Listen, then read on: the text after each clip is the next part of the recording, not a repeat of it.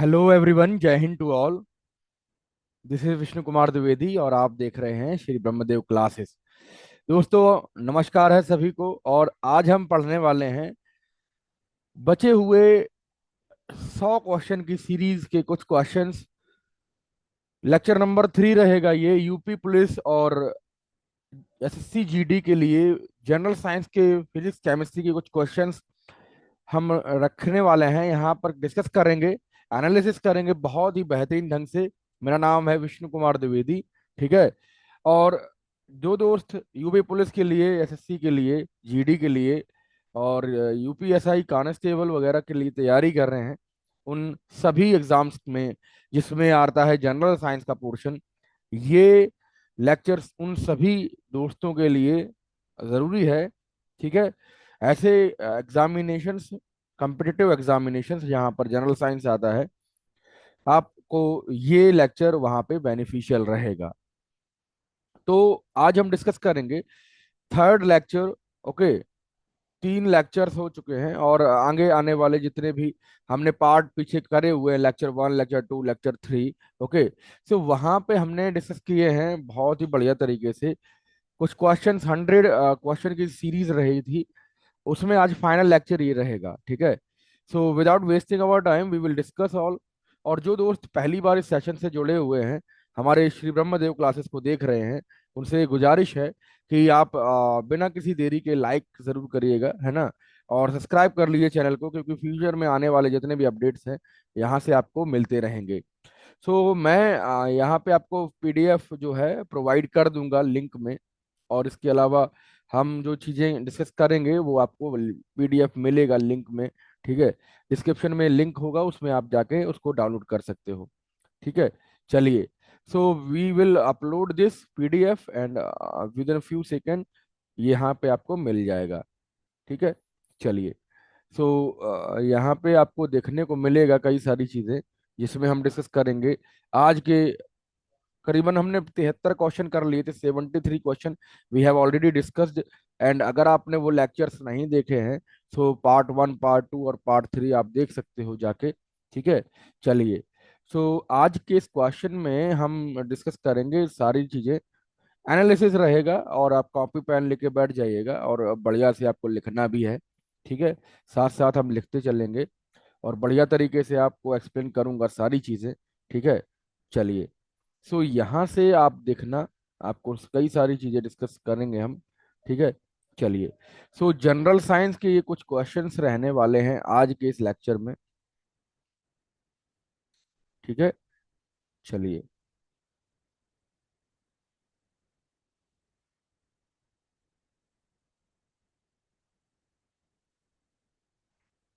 Hope this will be visible to all of you. आपको दिख रहा है सभी चीजें, ये आपको दिख रही हैं सारी चीजें। ठीक है। I hope this will be visible to all of you. दिख रहे हैं। यहाँ से आपको आज मैं बताऊं कि जो क्वेश्चन रह गए थे, है ना, जो क्वेश्चन आपको रह गए थे वो क्वेश्चन हम डिस्कस करेंगे, है ना। जाएंगे कहीं नहीं, बने रहेंगे हमारे साथ। चलिए। ये मैं इधर स्लाइड कर दे रहा हूँ थोड़ा सा इसको। ठीक है। चलिए। यहाँ से कुछ की चीजें हम डिस्कस करने वाले हैं। आप देखिए, आप अगर यूपी पुलिस की तैयारी कर रहे हैं, आप अगर यूपी एसएससी की तैयारी कर रहे हैं, ठीक है, आप एसएससी की तैयारी कर रहे हैं, आप सारी चीज़ों की तैयारी कर पा रहे हो, तो वहां से इन सभी चीज़ों के लिए हम डिस्कशन करेंगे। ठीक है। चलिए। अगर आप पुलिस के लिए फॉर्म भरे हैं, एसएससी के लिए, रेलवे के लिए, या दूसरे कंपटीशन एग्जाम्स जिसमें जनरल साइंस आता है, केमिस्ट्री आता है, फिजिक्स आता है, उन सभी क्वेश्चंस को आप बढ़िया तरीके से देखेंगे। ये कुछ चुनिंदा क्वेश्चंस, आए हुए क्वेश्चंस हैं जो हम यहाँ पे डिस्कस करेंगे। ठीक है। चलिए। सो आपका पहला क्वेश्चन, आज का क्वेश्चन ये रहेगा। ठीक है। आज का पहला क्वेश्चन, कुछ चीजें रहेंगी यहाँ से, हम डिस्कस करेंगे एक एक बात और एक एक चीजें यहाँ पे। ठीक है। चलिए।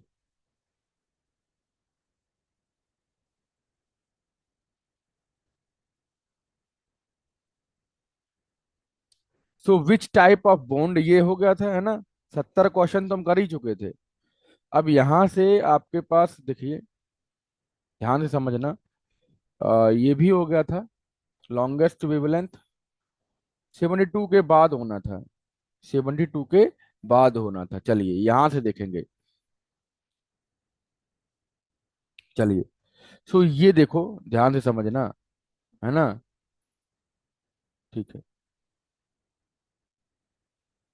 तो which acid is secreted in human stomach? कौन सा एसिड सैक्रेट होता है ह्यूमन स्टमक में? आपके स्टमक में कौन सा एसिड यहाँ पे सेक्रेट होता है, स्रावित किया जाता है? ठीक है। इसको मिटा दें। इसको हम मिटा देते हैं, और मिटाने के बाद बढ़िया तरीके से हम लिखेंगे। चलिए, अगर हम इसको क्वेश्चन को देखते हैं तो क्वेश्चन कह रहा है कि कौन सा एसिड यहाँ पे सीक्रेट होता है। सो HNO3 है क्या? HCl है क्या? H2SO4 है, सल्फ्यूरिक एसिड है, या HCO COOH, यानी कि HCOOH ये है। तो यहाँ पे which acid is secreted in human stomach? बात करें डाइजेशन की, डाइजेशन की बात अगर होती है तो आप समझिएगा डाइजेशन में हेल्प करता है हमारा HCl, हाइड्रोक्लोरिक एसिड।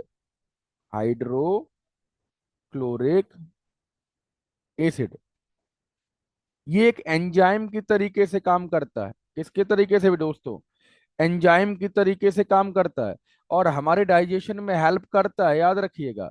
सो यहाँ पे HCl, हमारे एक और बात, HCl का दूसरा रोल क्या है? दूसरा रोल ये है कि जो हार्मफुल बैक्टीरिया होते हैं हमारे पेट में, जो हार्मफुल बैक्टीरिया हैं, उनको दोस्तों ये किल करता है। क्या करता है? किल करता है, मारता है। तो यहाँ से ये बहुत ही इंपॉर्टेंट एंजाइम है जो हमारे डाइजेशन में हेल्प करता है। इसके अलावा कुछ चीजें अगर आप समझना चाहें तो HCl जो है वो एसिडिक नेचर का है। ये एक मीन्स एक स्ट्रॉन्ग एसिड है। ठीक है, बात समझ पा रहे हो? अगर किंग ऑफ एसिड की बात करें, तो अम्ल राज की बात करें, तो H2SO4 होता है। ये हमने अभी अभी डिस्कस किया है इसी वाले सीरीज में, एक क्वेश्चन भी दिया है। ठीक है। इसके अलावा HNO3 भी एक एसिड है, और ये भी एक एसिड है। चलें नेक्स्ट क्वेश्चन देखें। आई होप दिस विल क्लियर। चलें आगे बढ़ें, और कुछ क्वेश्चंस और हम करेंगे। ठीक है। Which gas is known as ozone layer destroyer? One of the most important question of the chapter। ठीक है, यहां से समझेंगे, कुछ और चीजों को समझेंगे। चलिए, ये क्वेश्चन जो कह रहा था कि which gas is known as ozone destroyer? कौन सी गैस है जो ओजोन का डिस्ट्रॉय करती है? ओजोन को डिस्ट्रॉय करती है। ओजोन को डिस्ट्रॉय करने वाली कौन सी गैस है? बताइए, ओजोन को डिस्ट्रॉय कौन सी गैस करेगी? तो अगर हम देखते हैं इस क्वेश्चन को, तो आपको मैंने बताया था ग्लोबल वार्मिंग वाले चैप्टर में, आपको मैंने पढ़ाया भी है कि जो ओजोन लेयर है इसको कौन डिस्ट्रॉय करेगा। इसको डिस्ट्रॉय करने वाली जो गैस है वो होती है क्लोरोफ्लोरोकार्बन। क्लोरोफ्लोरोकार्बन। यहाँ देखना, ध्यान से समझना, बहुत सारी चीजें आज बताऊंगा मैं आपको। ठीक है। इसके इर्द इर्द गिर्द जितने भी क्वेश्चन बनते हैं सारे क्वेश्चन हम डिस्कस करने वाले हैं। ठीक है। तो कह रहा है ozone layer destroyer. Ozone layer यानी कि ओजोन की परत को डिस्ट्रॉय कौन करता है? उसके क्षय का कारण क्या है? क्षय का मतलब डिस्ट्रॉय करना। ठीक है। कार्बन डाइऑक्साइड है क्या? मीथेन गैस है क्या? नाइट्रोजन नाइट्रस ऑक्साइड है? N2O है? इसके अलावा CFC है। CFC को कहते हैं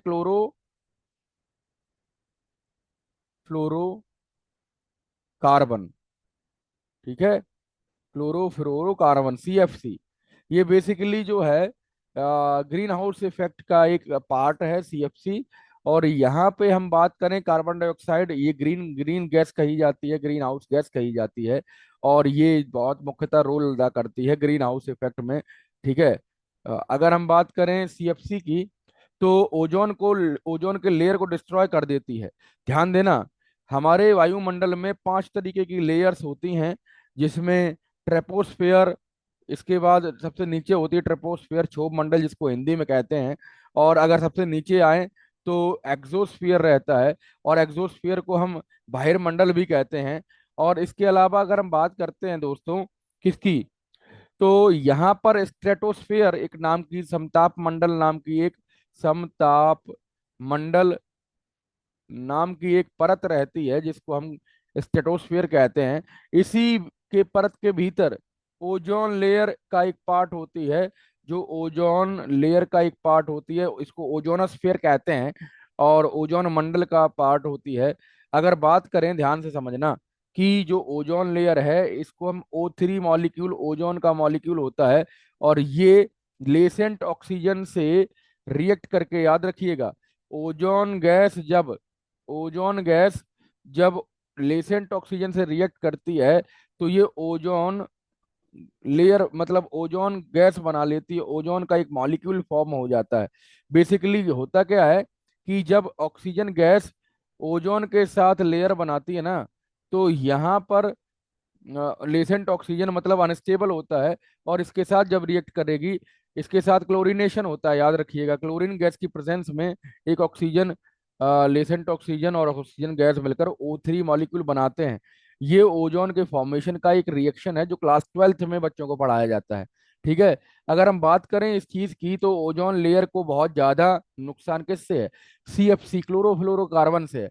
दुनिया में जितने भी AC यूज किए जा रहे हैं, है ना, और फ्रीज यूज किए जा रहे हैं, रेफ्रिजरेटर्स, उनसे निकलने वाला हार्मफुल केमिकल है, हार्मफुल कंपाउंड है CFC। तो वो जो है हमारे वायुमंडल को नुकसान पहुंचा रहा है, हमारी ओजोन लेयर को नुकसान पहुंचा रहा है। अगर बात करें ओजोन लेयर डिप्लीशन की, तो यहाँ पर 16 सितंबर को, याद रखिएगा, 16 सितंबर को एक डे मनाते हैं जिसका नाम है ओजोन क्षय दिवस। ये अवेयरनेस फैलाने के लिए, हमारे ओजोन को बचाए रखने के लिए एक जागरूकता अभियान है जिसको हम यहाँ पे करते हैं। ठीक है, इसमें मनाते हैं 16 सितंबर को। क्लियर हो गई बातें, सारी चीजें क्लियर हुई। देखो, इसके अलावा हमने कई सारी चीजों को डिस्कस यहाँ से किया है। ठीक है। अब मीथेन गैस की बात करें, तो मीथेन गैस जब जुगाली करते हैं जानवर, है ना, तो वो मीथेन गैस वहां से निकलती है। ठीक है। अगर हम बात करें नाइट्रस ऑक्साइड की, तो ये N2O लाफिंग गैस कहलाता है। और अगर हम बात करें कार्बन डाइऑक्साइड की, तो ये जो है शुष्क जो CO2 होती है, ड्राई CO2, या हम कहें बर्फ होती है, उसमें पाया जाता है। सारी बातें क्लियर हैं? आगे बढ़ें बेटे, आगे चलें। अगर अभी तक एक्सप्लेनेशन समझ आया है तो अपने दोस्तों को ये शेयर जरूर करिएगा। ये मेरा मानना है कि मैं यहाँ से आपको सारे क्वेश्चन, एक क्वेश्चन नहीं, सारे क्वेश्चन मैं डिस्कस करते हुए चलूंगा, और उसके डीप में भी चलेंगे। क्लियर? ऐसा नहीं है कि ABCD खेल के भाग जाएं, ऐसा नहीं होता। कभी भी आप पढ़िए तो एनालिसिस पढ़िए उसका। ठीक है। चलिए नेक्स्ट क्वेश्चन देखेंगे दोस्तों, ध्यान से समझेंगे। और अभी तक चैनल सब्सक्राइब नहीं किया है तो चैनल जरूर करिएगा सब्सक्राइब, क्योंकि ऐसे ही एक्सप्लेनेशन, दमदार एक्सप्लेनेशन मैं यहाँ पर आपको प्रोवाइड करूंगा। क्लियर हो गई बात? अगर आपको समझनी है सारी चीजें बढ़िया तरीके से, तो आपको जरूर चैनल सब्सक्राइब करना चाहिए, ऐसा मेरा मानना है। नेक्स्ट देखो, ध्यान से समझो। अगर हम नेक्स्ट क्वेश्चन की बात करें, तो यहाँ पर कुछ चीजें आती हैं आपके। नेक्स्ट देखो, सेवंथ क्वेश्चन है ना, आज का सेवंथ स्लाइड है ये। और यहाँ से अगर हम बात करते हैं, ध्यान से समझना, ये भी क्वेश्चन बढ़िया है। इसको मैं इरेज कर देता हूँ, पिछला एक्सप्लेनेशन आ गया है। चलिए, ये पिछला एक्सप्लेनेशन यहाँ पे आ गया था, इसको हमने एक्सप्लेन यहाँ से इसको हटा दिया है। चलिए, सो ये कुछ एक्सप्लेनेशन थे। अब ये क्वेश्चन क्या कह रहा है दोस्तों? कह रहा है 75 क्वेश्चन क्या कह रहा है, विच मेटल, कौन सा धातु, कौन सा मेटल, है ना, which metal is stored under kerosene oil. Kerosene oil में हम कौन सा मेटल रखते हैं? तो जो मेटल जनरली हाईली रिएक्टिव होते हैं, याद रखिएगा, सोडियम है, फास्फोरस है, इन मेटल्स को जनरली ये इन्फ्लेमेटरी होते हैं, इन्फ्लामेटरी होते हैं, मतलब ये हाईली इन्फ्लेमेबल होते हैं, जल जाते हैं, जल जाते हैं, समझना ध्यान से। फास्फोरस है, इसके अलावा हमारा जो सोडियम दिया गया बी ऑप्शन में, तो इन सभी मेटल्स को हम जनरली ऑक्सीजन की प्रेजेंस में जलने लगते हैं, याद रखना।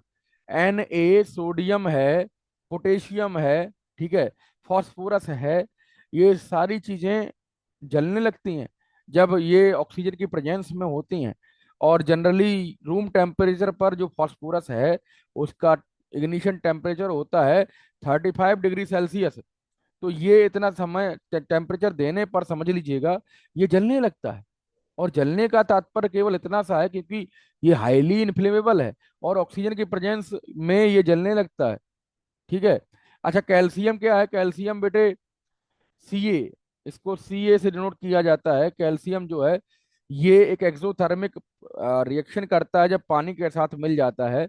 और अगर हम बात करें सोडियम की, सोडियम को हम हमेशा केरोसिन ऑयल में रखते हैं क्योंकि ये हाईली इनफ्लेमेबल है, ये जलने लगता है। इसके अलावा बात करें एल्युमिनियम की या आयरन की, तो ये जनरली मेटल्स हैं, ये हाईली इन्फ्लेमेबल नहीं है। फिर इन सभी बातों को आप बढ़िया तरीके से देख सकते हैं। क्लियर? सारी बातें समझ रहे हो? सारी बातें क्लियर हो गई? अच्छा चलिए। एल्युमिनियम जो है, एल्युमिनियम एक तरीके का मेटल है, आयरन भी एक मेटल है। अब ये जो है ये कंडक्टर्स होते हैं, ये conductor of heat and conductor of electricity होते हैं, इनका तार बनाते हैं हम लोग, है ना। मेटल्स ये मैग्नेटिक प्रॉपर्टीज भी रखते हैं। ठीक है। चलिए, ये कुछ क्वेश्चंस थे जो हमने डिस्कस किए। चलिए नेक्स्ट क्वेश्चन देखें। नेक्स्ट क्वेश्चन समझो ध्यान से। अगर हम नेक्स्ट क्वेश्चन की बात करें तो देखो यहाँ क्या कह रहा है, आपसे क्या कह रहा है।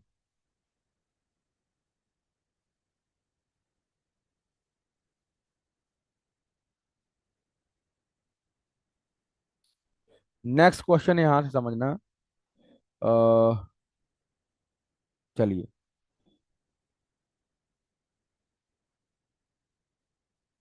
देखो ध्यान से समझना।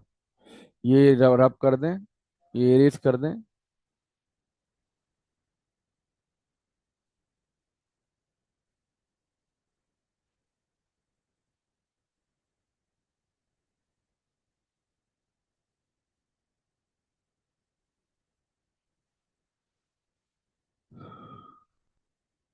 चलिए, so which lens is used in simple microscope?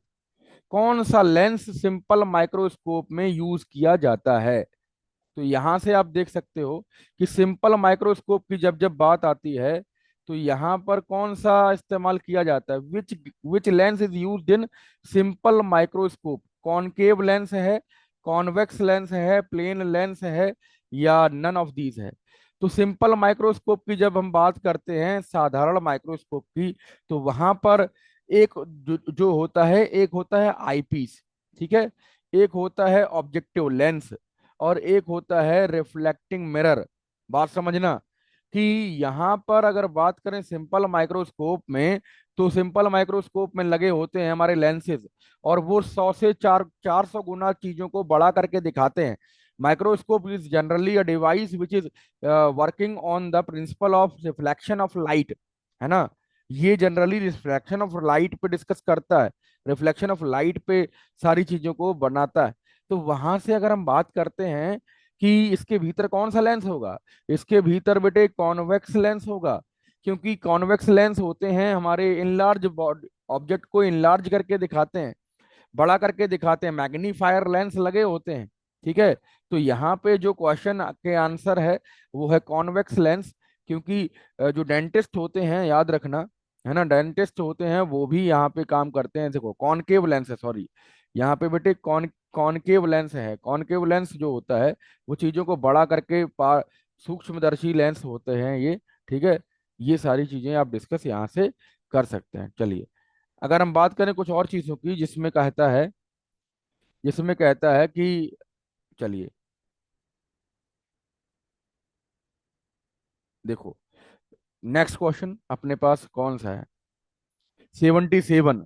The process of conversion of solid directly into gas. मतलब कौन सी विधि है जिस विधि से डायरेक्टली जो गैस है ना, सॉलिड है, वो गैस में कन्वर्ट हो जाता है, ठोस पदार्थ गैस में कन्वर्ट हो जाता है। जैसे आपने देखा होगा कैम्फर, कैम्फर का मतलब देखा होगा कौन सा? कैम्फर का मतलब कपूर, है ना। कपूर है, नेपथलीन है, नेपथलीन बॉल्स हैं।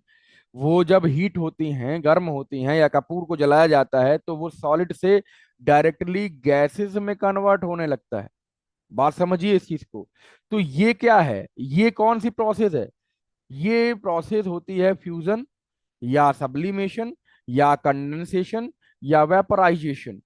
फ्यूजन नहीं होगी। कंडेंसेशन, कंडेंसेशन में गैस कंडेंस होके बर्फ बन जाती है, याद रखिएगा।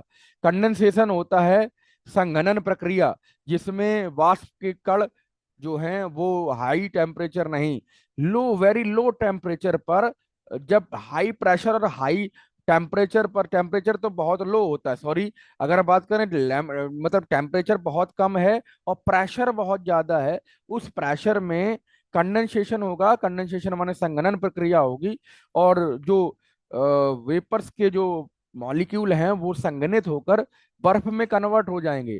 बात समझे? और सब्लिमेशन क्या है? सब्लिमेशन होता है ऊर्ध्वा पतन, है ना। इसको हिंदी वाले जो बच्चे हैं उनको समझने में चाहिए कि हम सब्लिमेशन को ऊर्ध्वा पतन प्रक्रिया कहते हैं, या हम कुछ और भी कह सकते हैं। सब्लिमेशन इंग्लिश में कहा जाता है। और हम जनरली यहाँ पे जो है सीबीएसई बोर्ड को लेकर चलते हैं, तो कई सारी चीज़ों में हम जो है हिंदी टर्मिनोलॉजी का यूज़ नहीं करते हैं। अगर आप चाहते हैं कि हिंदी में पढ़ाएं तो वहाँ से आप टॉपिक कमेंट ज़रूर करिएगा कि हमें हिंदी में भी पढ़ना है, तो हम कोशिश करेंगे कि आपको हिंदी में भी चीज़ें समझाई जाए। चलिए, अगर हम बात करें सब्लिमेशन की, तो sublimation is the process when the solid will be converted into gas directly without going into the liquid। Generally होता क्या है, ट्रांसफॉर्मेशन ऑफ द मैटर में आप पहली चीज देखिए कि यहाँ पर कोई भी चीज जो होगी वो सॉलिड से डायरेक्टली गैस में नहीं, लिक्विड में कन्वर्ट होगी, है ना। और लिक्विड में कन्वर्ट होने के बाद वो गैस में कन्वर्ट हो जाती है। याद समझना, ध्यान से समझना। ये चीज किस में होगी कन्वर्ट? ये चीज हमारी लिक्विड में कन्वर्ट होगी। जैसे बर्फ जो है वो जब टेम्परेचर हाई करते हैं तो वो पानी बन जाता है, और पानी बनने के बाद वो क्या बन जाएगा? वो गैस बन जाएगा, मतलब वेपर्स के फॉर्म में स्टीम बनकर उड़ जाता है। लेकिन यहाँ पर जो कपूर है, नेपथलीन बॉल्स हैं, वो सभी बातें क्या करते हैं? वो सारी चीजें जो हैं सब्लिमेशन करते हैं। वहां पर जो है कपूर डायरेक्टली जलने के बाद भाप बन जाता है। याद रखना इस चीज को, ठीक है। कंडेंसेशन आपको बताया। वेपराइजेशन क्या है? Vaporization is the converting of the liquid into the steam when given the temperature. Higher temperature पर वो जो चीज है वो हमारी भाप में बदल जाती है, वेपराइजेशन हो जाता है, बाष्पन प्रक्रिया हो जाती है। ये क्वेश्चन, चलिए एक्सप्लेनेशन था, मजा आया तो क्वेश्चन को लाइक जरूर करिए, सेशन को लाइक करिए, अपने दोस्तों तक पहुंचाइए, ठीक है। ये बार बार मुझे बताना होता है, बिना बताए कर दिया कीजिए। चलिए, अगर हम नेक्स्ट देखें, आपसे कह रहा था SI unit of power. Power की एसआई यूनिट क्या है? पावर की एसआई यूनिट देखें तो आपको यहाँ समझना होगा। पावर की जो एसआई यूनिट होती है उसमें हम बात करते हैं किसकी? हम बात करते हैं the SI unit of power क्या है? जूल है, वॉट है, न्यूटन है, या वोल्ट है? वोल्ट की बात करें तो इलेक्ट्रिक पोटेंशियल की जो एसआई यूनिट होती है उसको हम वोल्ट से मापते हैं। वोल्ट जो है वोल्टेज का एक यूनिट होता है ना। वोल्टेज को हम वोल्ट में मेजर करते हैं। और जो थॉमस, सॉरी, मतलब सर एलेसेंड्रो वोल्टा थे। कौन थे सर? एलेसेंड्रो वोल्टा थे। एलेसेंड्रो वोल्टा एक साइंटिस्ट थे जिन्होंने बैटरी का भी आविष्कार किया। और इसके अलावा हम बात करें, गैल्वानी एंड वोल्टा थे वो इटालियन साइंटिस्ट जिन्होंने बैटरी का आविष्कार किया वहां पे 1600 के आसपास। बट जो एलेसेंड्रो वोल्टा हैं इन्होंने वोल्टेज की डिस्कवरी करी थी। इस वजह से इनको ऑनर देने के लिए जो वोल्टेज यानी कि इलेक्ट्रिक पोटेंशियल की जो वैल्यू है उसको हम मेजर करते हैं वोल्ट में। बात समझे? सर आइजैक न्यूटन को कौन नहीं जानता? इन्होंने मैकेनिक्स की बहुत सारे रूल्स दिए, फादर ऑफ मैकेनिक्स इनको कहा जाता है। साथ ही साथ अगर बात करें, जितने भी ग्रेविटेशन के कॉन्सेप्ट हैं वो भी इन्होंने दिए, है ना। अगर हम बात करें वॉट की, तो जेम्स वॉट एक साइंटिस्ट रहे जिनका नाम था, ठीक है। उन्होंने स्टीम इंजन का आविष्कार किया, और उनको ऑनर देने के लिए जो पावर की यूनिट है उसको हम वॉट बोल देते हैं। क्या बोल देते हैं? हम इसको वॉट बोल देते हैं। ध्यान से समझना, सारी बातें मैं डिस्कस करूंगा। और जूल जो है, जूल किसकी यूनिट होती है दोस्तों? वर्क डन की यूनिट होती है जूल। और वर्क डन के साथ साथ एनर्जी की यूनिट होती है जूल। बात समझ पा रहे कि ये सब बातें बहुत बहुत इंपॉर्टेंट हैं, ठीक है। चलिए, ये क्वेश्चन एक्सप्लेन किया, बढ़िया तरीके से समझ आया होगा मेरी बात। आप ध्यान से समझना कि यहाँ पर हम क्वेश्चन डिस्कस करेंगे बहुत ही दमदार तरीके से। चलिए नेक्स्ट क्वेश्चन देखें, नेक्स्ट क्वेश्चन समझें। चलिए, giving you next slide of this 79 question, which of the following is not an alloy? Alloy, what is alloy? Basically the alloy is the mixture of metals or more than one metal. Okay, two और two, more than two metals and non metals आपस में मिलकर alloy बनाते हैं, अयस्क बनाते हैं, और इसको मेटलॉइड भी कहते हैं, याद रखना। इसको हम मेटलॉइड भी कहते हैं। और मेटलॉइड बेसिकली बहुत सारे केमिकल से, बहुत सारे जो कंपाउंड्स हैं, मीन्स जो जो धातु हैं, बहुत सारी धातुएं जब एक साथ मिला दी जाती हैं तो वो क्या बनाती हैं, वो हमारे एलॉयज बनाती हैं। और एलॉयज में जंग नहीं लगती है, याद रखना। रस्टिंग नहीं होती है, कोरोजन नहीं होता है। ठीक है। अगर हम बात करें यहाँ के ऑप्शंस की, ऑप्शन नंबर ए में आपको ब्रास दिया गया है, पीतल दिया गया है, ब्रॉन्ज दिया गया है, स्टील दिया गया है एंड सोडियम दिया गया है। इन सभी तीन जो ऊपर के जो मतलब आपके यहाँ पे जो ऑप्शंस दिए गए हैं वो सभी एलॉयज हैं, वो सभी एलॉयज हैं या मिक्सचर ऑफ मेटल्स हैं। बट यहाँ पर जो सोडियम है वो एक एलिमेंट है ना, वो एक प्योर मेटल है। क्लियर। वो एक प्योर एलिमेंट है जिसमें हम सोडियम की अभी भी बात कर रहे थे कि कैरोसिन में इसको रखा जाता है। और ऊपर के तीनों चीजें यहाँ पर स्टील वगैरह, ये जो है ब्रास वगैरह, ये बेटे एलॉयज होते हैं। ठीक है, बात समझ पाए? अच्छा, ये जो आपका स्टील है, ये चार चीजों से मिलकर बना होता है। ये बेटा आपका कार्बन से मिलकर बना होता है, निकल से मिलकर बना होता है, आयरन से मिलकर बना होता है, और मैंगनीज से मिलकर बना होता है। इसके अलावा अगर हम बात करें कुछ कुछ केसेस में, हमारे पास ये जो है तीन चीजें ये हो गई, और चौथी चीज जो है क्रोमियम होता है, क्रोमियम धातु। ठीक है। ये स्टेनलेस स्टील, और स्टील दो चार तरीके की स्टील होती है। स्टेनलेस स्टील मतलब ये चमकदार होती है, और घर के जितने भी इंडस्ट्रियल होते हैं वो स्टेनलेस स्टील के बने होते हैं। ठीक है, ये बातें समझ पा रहे हो? अच्छा, पीतल की बात करें, पीतल, पीतल मतलब कारतूस वाला पीतल है ना। पीतल भर देंगे, कहते हैं ना हम लोग, इतना पीतल भरेंगे। चलिए, पीतल क्या होता है? पीतल जो है वो दो धातुओं से मिलकर बना होता है, जिंक, और इसके जिंक के साथ मतलब एक और धातु होती है जो कॉपर होती है, जिंक और कॉपर। ठीक है। जिंक और कॉपर को जब हम मिलाते हैं तो वो क्या बन जाता है? पीतल बन जाता है, याद रखिएगा।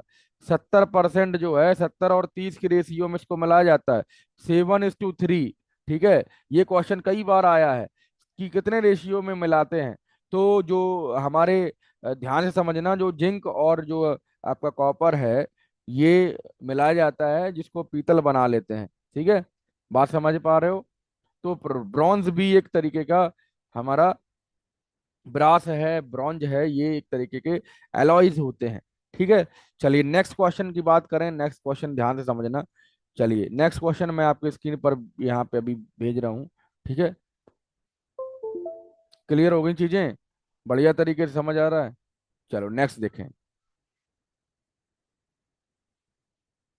80 क्वेश्चन आपके पास है। 80th क्वेश्चन जो है वो क्या कह रहा है? 80th क्वेश्चन कह रहा है the chemical name of bleaching powder. Bleaching powder का केमिकल नेम क्या है? ब्लीचिंग पाउडर का केमिकल नेम बताइए। Bleaching powder is generally used in, हमारे जो जितने भी सौंदर्य से रिलेटेड चीजें हैं उन उनमें ब्लीचिंग पाउडर यूज होता है। CaOCl2, यहाँ पे इसका केमिकल फॉर्मूला क्या है? NaCl है, NaOCl है, या CaOH का होल ट्वाइस है ना? इसको कमेंट में बॉक्स में जरूर बताइएगा। ठीक है। चलिए नेक्स्ट क्वेश्चन देखें, ध्यान से समझो। नेक्स्ट क्वेश्चन की बात करें तो क्या कह रहा है, देखो ध्यान से समझो। 81, 81 क्या कह रहा है? वाटर गैस कौन है? वाटर गैस कौन सा कंपाउंड है? ठीक है, ध्यान से समझना। वाटर गैस का क्या मतलब है अभी बताते हैं। कि वाटर गैस क्या है? पानी वाली गैस है। वाटर गैस क्या है दोस्तों? पानी वाली गैस क्या है? या पानी गैस से मतलब क्या है यहाँ पे? तो सभी चीजें समझेंगे। जब भी कोई वैज्ञानिक या जब भी कोई एस्ट्रोनॉट हमारे स्पेस में जाता है, याद रखिएगा, जब कोई स्पेस में जाता है तो वहां पे पानी नहीं होता है, वहां पे हाइड्रोजन का सिलेंडर यूज करते हैं और ऑक्सीजन का सिलेंडर यूज करते हैं। वहां पे इन दोनों के गैसेस को हम एक रिएक्शन कराते हैं जिसको हम फ्यूल सेल की रिएक्शन कहते हैं। किसकी कहते हैं, मैं लिख देता हूँ यहाँ पे, फ्यूल सेल। फ्यूल सेल, है ना। वो फ्यूल सेल क्या है? Fuel cell is generally the combination of hydrogen and oxygen gas to to make the compound of what, to make the compound of H2O। ये जो सी ऑप्शन है, ये एकदम दमदार ऑप्शन है इस क्वेश्चन के लिए। हाइड्रोजन और ऑक्सीजन गैस मिलकर H2O के मॉलिक्यूल बना लेते हैं। याद रखना इस चीज को, ठीक है। अगर 2H2O बनाएगा यहाँ पे, ये होगा दो। क्लियर? बात समझ रहे हो?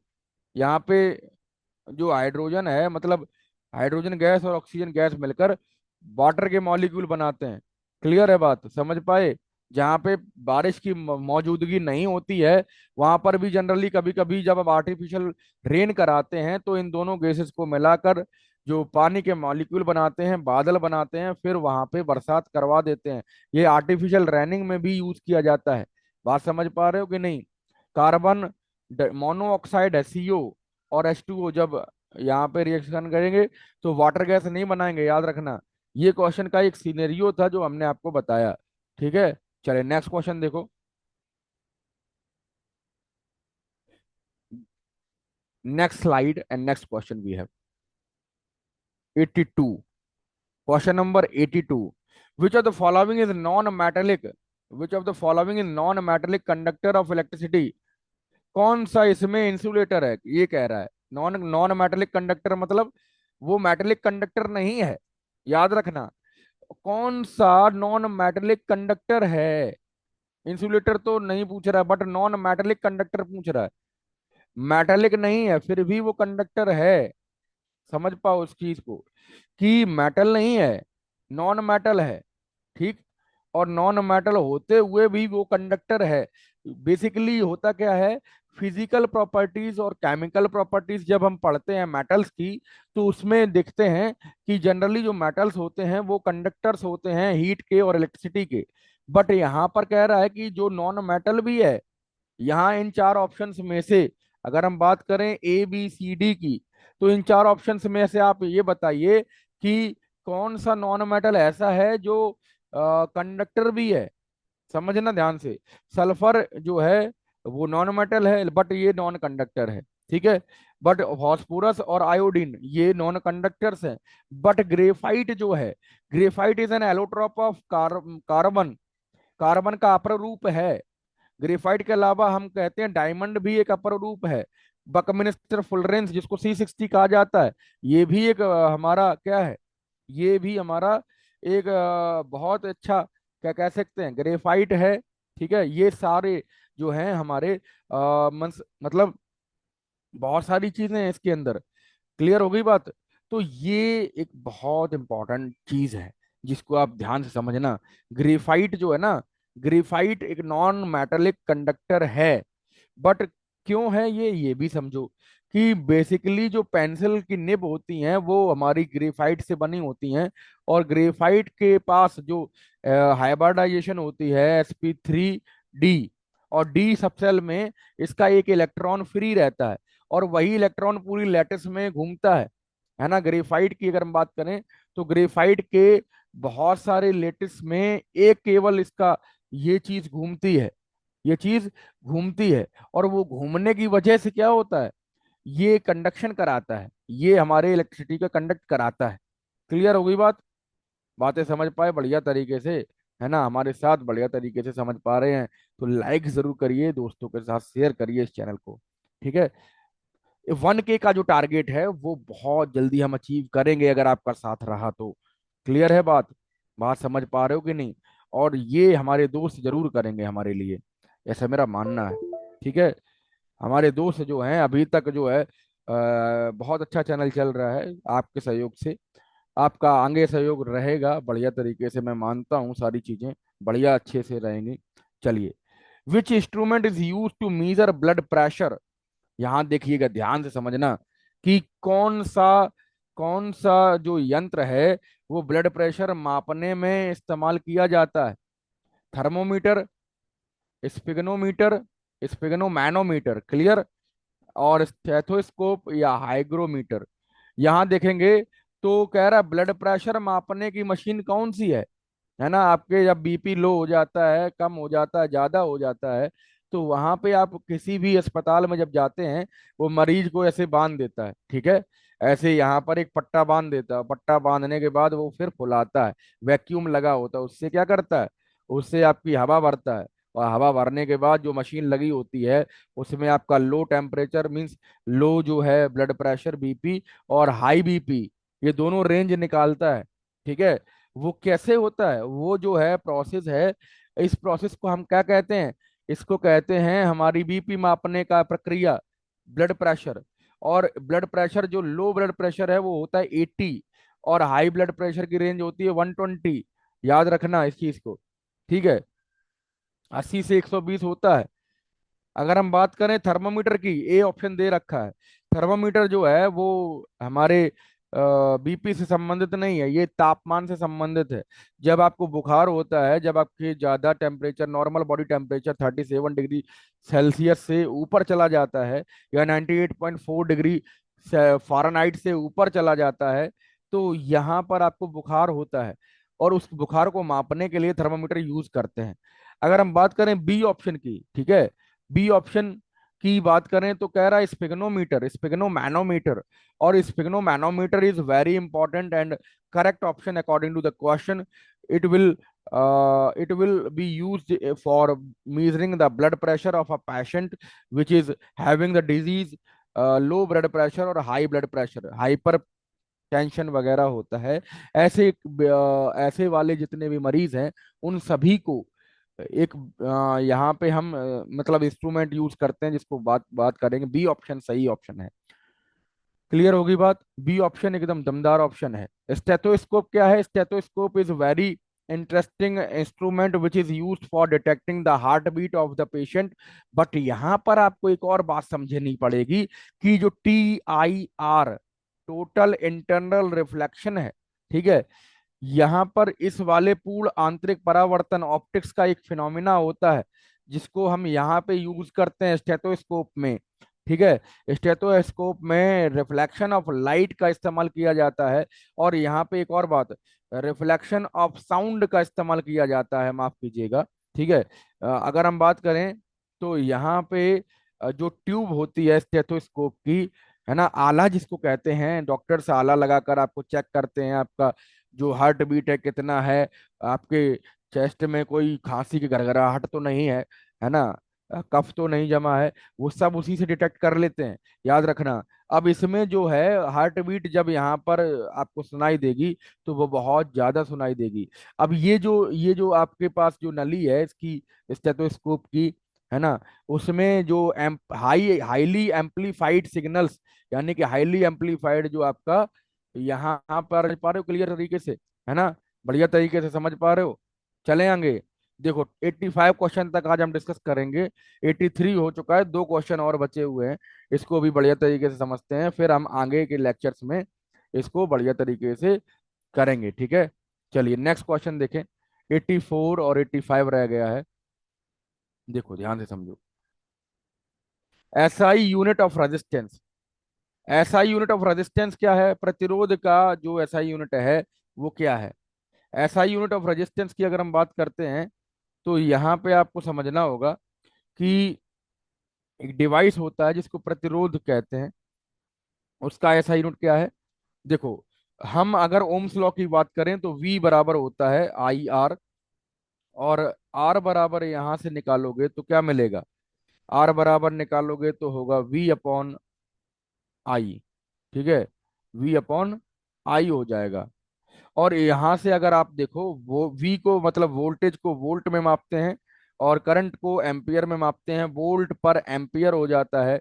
और वोल्ट पर एम्पियर को ही ओम कह दिया जाता है, और इसकी सिंबल एक ग्रीक सिंबल है, और इसको हम ओम कहते हैं, ठीक है। ओम जो है वो रेजिस्टेंस का यूनिट होता है। अगर हम वोल्ट कहें तो ये इलेक्ट्रिक पोटेंशियल का यूनिट होता है, कूलाम कहें तो चार्ज का यूनिट होता है, और एम्पियर कहें तो ये करंट का यूनिट होता है, इलेक्ट्रिक करंट का। तो ये सब बातें आपको बढ़िया तरीके से समझ आई होंगी, ऐसा मेरा मानना है। ठीक है, चलिए, last question of the lecture. And वहां से फिर इस चैनल को सब्सक्राइब करना ना भूलें। ठीक है, यहाँ से समझो, ध्यान से समझो कि अगर हम बात करते हैं कुछ चीजों की जिसमें आपको समझना होगा। Next question, last question of the lecture, देखें ध्यान से समझें।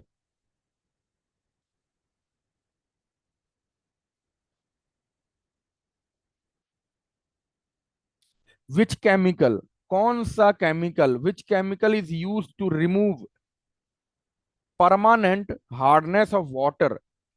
कौन सा केमिकल यूज किया जाता है जिससे परमानेंट हार्डनेस जो होती है वो खत्म हो जाती है। बात समझो ध्यान से। तो कौन सा यूज करेंगे केमिकल, बताएं। वॉशिंग सोडा यूज करेंगे, बेकिंग सोडा यूज करेंगे, हम लाइम वाटर यूज करेंगे, या वेनेगर यूज करेंगे। तो यहाँ पर परमानेंट जो है हार्डनेस ऑफ वाटर क्यों होती है? हार्डनेस ऑफ वाटर होती है हमारे कुछ बहुत सारे केमिकल्स मिले होते हैं। ठीक है, कार्बोनेटेड कार्बोनेट्स मिले होते हैं। बात समझ रहे हो? हार्डनेस ऑफ केमिकल को हमने बहुत अच्छे तरीके से हार्डनेस ऑफ वाटर को पढ़ाया हुआ है। बहुत सारे डिटर्जेंट और सोप वाला एक न्यूमेरिकल, यहाँ पे सॉरी, आपको एक लेक्चर मिल जाएगा जिसमें आप बढ़िया तरीके से मिसेसेबल का फॉर्मेशन पढ़ सकते हैं। केमिस्ट्री में एक लेक्चर मैंने लिया हुआ है इस पर, सोप एंड डिटर्जेंट करके, वहां पे थंबनेल आपको मिल जाएगा, उसमें आपको बढ़िया तरीके से इसके बारे में मैं डिस्कशन किया हुआ हूँ। आप देख सकते हैं जाकर।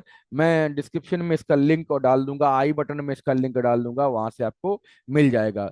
बेसिकली जो वॉशिंग सोडा होता है उसको हम कहते हैं NaHCO3, sodium by carbonate. Clear? ये वॉशिंग सोडा जो है हम बात करते हैं, तो यहाँ पर ये परमानेंट हार्डनेस को यूज करने में, मतलब क्लीन करने में हेल्प करता है। हार्डनेस ऑफ वाटर होता है तो पानी जो है गंदगी साफ नहीं कर पाता है, बट वहां पर सोप काम नहीं करते हैं, वहां पर साबुन काम नहीं करता है, वहां पर डिटर्जेंट काम करते हैं। बात समझ पाए? तो ये सब चीजें आपको ध्यान से समझनी होंगी। बेकिंग सोडा ईटिंग सोडा कहलाता है, और वेनेगर जो है वो CH3COOH से मिलकर बना होता है ना। ये बेसिकली इथेनॉइक एसिड से होता है, एसिटिक एसिड जिसको कहते हैं। लाइम वाटर, चूना पानी जिसको कहते हैं। ठीक है, ये सब क्वेश्चंस थे आज के, ये बढ़िया से हमने डिस्कस किए। आपको hope that this will help, है ना। वो सारे क्वेश्चन, ये पुलिस में आया हुआ क्वेश्चन है, इसमें मैंने आपको यहाँ से समझाया। ठीक है, यहाँ तक अगर आपको बात समझ आई होगी तो आप मेरा ये निवेदन है कि आप बढ़िया तरीके से चीज़ों को समझ पाए, नोट्स जरूर बनाइएगा। और साथ ही साथ हमारे श्री ब्रह्मदेव क्लासेस को फॉरगेट नहीं करिएगा। ठीक है, भूलना नहीं है, शेयर जरूर करिएगा दोस्तों के साथ। ये लेक्चर बहुत एक उम्दा लेक्चर रहा है। ठीक है, और आप अपने प्यार भरे कमेंट जरूर करिएगा, ये लेक्चर आपको कैसा लगा, और जो सीरीज है क्वेश्चन की वो कैसी लगी। और इसके अलावा अगर कुछ टॉपिक आपको पढ़ना है, कोई सा भी टॉपिक जो आप, जहाँ पे डिफिकल्टी एक्सप्लेन मतलब कर पा रहे हैं, है ना, उन टॉपिक्स को आप जरूर लिखिएगा कमेंट बॉक्स में, और वहाँ से हम ये जरूर करेंगे, प्रयास करेंगे कि आपको वहाँ से समझाया जाए बढ़िया तरीके से। मिलेंगे एक नए लेक्चर में, तब तक हम विशेष ध्यान रखिए। लाइक शेयर सब्सक्राइब करना ना भूलें। We see you in the next lecture, till then take care, जय हिंद, बाय बाय।